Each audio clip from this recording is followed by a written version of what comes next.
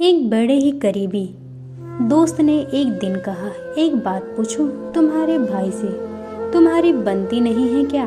मैं सक पका गई। उसने कहा, असल में तुम्हें मम्मी पापा से फोन पर बात करते हुए खूब देखा है, भाई से बात करते हुए कभी नहीं देखा। 1 मिनट के लिए भी नहीं। भाई से मेरी खूब बनती है, मिलते हैं तो घंटे बातें करते हैं। शादी हो गई है उसकी, लेकिन दोस्त का ये सवाल जायज़ था। मैंने सोचा पिछली बार भाई से उसकी शादी की सालगिरह दिन बात हुई थी। वो ऑफिस में था, मैं भी ऑफिस में थी। शायद 33 सेकंड की कॉल थी। तब से 2 महीने हो गए। उससे पहले मेरे बर्थडे पर बात हुई थी। उसके पहले नए साल पर भाभी के हाथ में फ़ोन हो तो आधे घंटे तक बात चलती है। भाई से 1 मिनट के अंदर ही सिमट जाती है। पिछले साल जब तक कॉलेज में थी, महीनों में एक बार बात हुई थी। उसके बाद पॉकेट मनी भेजने के लिए, फिर उसके लिए व्हाट्सएप पर मैसेज भी भेजने शुरू कर दिए। हमारे दिलों को ठंडक तो नहीं, फिर भी होता है। माँ बताती हैं कि जब मैं पैदा हुई थी, भाई करीब आने में घबराता था। वो हमारी जनरेशन का पहला बच्चा था। कई दिन लगे उसे समझने में कि माँ के सीने से चिपकी इस मांस के टुकड़े को बहन कहते हैं। भाई लगभग 4 साल बड़ा है। कोई ठोस याद नहीं मन की।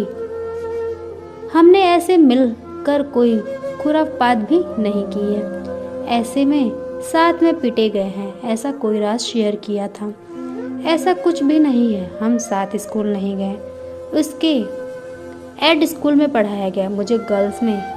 शुक्रिया उस वक्त बाबा दादाजी के होने का। हम दोनों की पढ़ाई की औसत और अच्छे से बीच में रहे। दोनों की ज़रूरतों अलग अलग रही, लेकिन कभी सिबलिंग राइवलरी जैसी कोई चीज़ नहीं रही। उसने कभी पॉकेट मनी बचाकर मुझे कीरिंग का तोहफा नहीं दिया।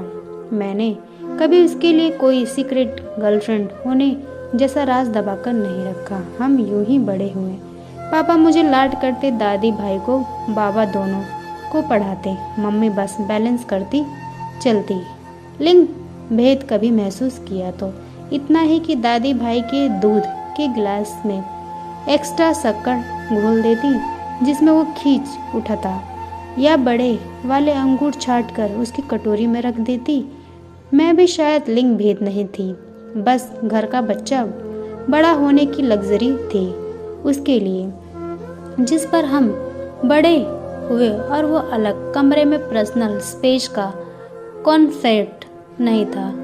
अब लगता है मम्मी और पापा को भी अपना कमरा सिर्फ इसीलिए दिया गया होगा कि मैं और भाई पैदा हो सके।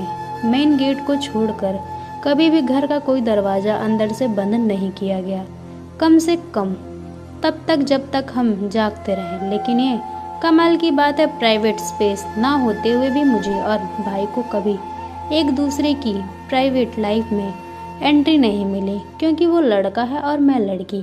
मैंने बचपन से अपने अंडरवियर खुद धोए हैं, फिर मैंने ब्रा पहननी शुरू कर दी। शायद भाई वो भी पता नहीं होगा, या होगा भी तो उसने अनदेखा कर दिया होगा। मम्मी हमेशा अपनी ब्रा पॉकेट पैंटी जैसे किसी दूसरे कपड़ों के नीचे सुखाती थी। मैंने बिना कहे वही आदत अपनी ली। टी शर्ट तौलिया किसी भी कपड़े के नीचे सुखाती थी, क्योंकि बड़ा भाई रहता था। एक बार पीरियड शुरू हुआ और घर में पैड खत्म हो गए थे। मम्मी ने भाई को अखबार के छोटे से पुर्जे पर लिख कर दिया, विस्पर, और समझाया कि ये दुकान वाले को दे दे। दुकान वाले ने भी उसे अखबार के टुकड़े में लपेटकर भाई के हाथों में भिजवा दिया। ये भाई मेरी पर्सनल लाइफ में पहली और आखिरी एंट्री थी।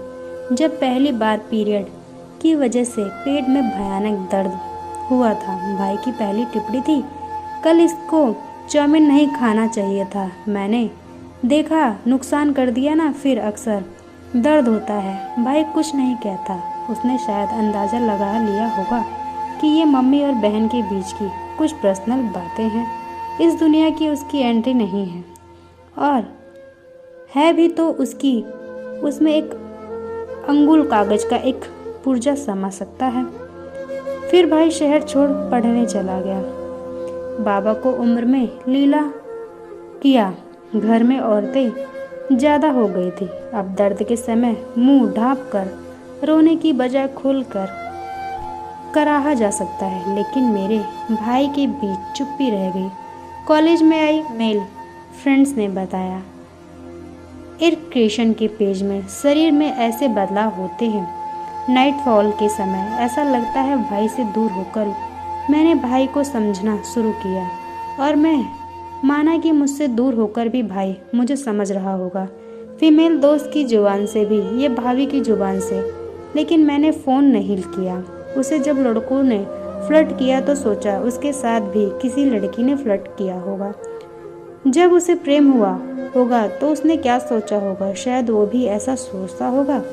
पर उसने भी फ़ोन नहीं लिया, मुझे फ़ोन किया ही नहीं। इसलिए हम कम बातें करते हैं, क्योंकि हमने हाल ही में एक दूसरे को समझना शुरू किया था।